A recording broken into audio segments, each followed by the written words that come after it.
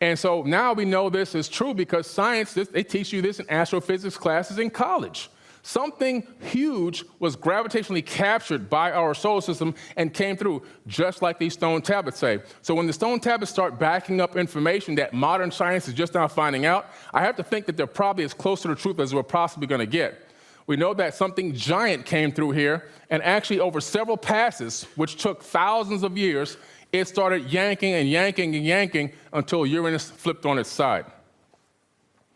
Now, a lot of people know this as the Milky Way galaxy, and you can see where the sun is actually showing you exactly where you are right here in one of these, in the suburbs of the Milky Way, right? A nice quiet area, just far away from the galactic equator for us to have a nice, quiet area of space where there's not a lot of catastrophe going on consistently. Stars are moving at a very decent speed around the galactic equator, whereas if you were closer in, your star would move much faster, which would age you much faster, right?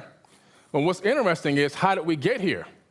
Scientists know that we're not from here. Now, I'm going to read this science article to you, just a couple of sentences for it. It says, imagine the shock of growing up in a loving family with people who call you mom and dad, and then suddenly learning that you were actually adopted. This happens in real life. How can this be? Using volumes of data from the 2-micron all-sky survey in 2-mass infrared mode, a major project to survey the sky in infrared light led the University of Massachusetts, and the astronomers are now answering this huge question that have baffled scientists for decades, proving that our own Milky Way galaxy is consuming one of its neighbors in a dramatic display of ongoing galactic cannibalism. The study, published in the Astrophysical Journal, is the first step to map the full extent of the Sagittarius galaxy and show it visually in vivid detail and how its debris wraps around and passes through our Milky Way. Sagittarius is 10,000 times smaller in mass, and so it's getting stretched out, torn apart, and gobbled up by the bigger Milky Way.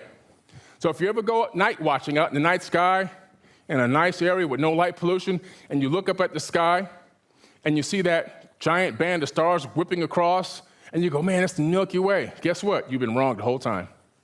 It's not the Milky Way. Now, this is all the science books have already been rewritten.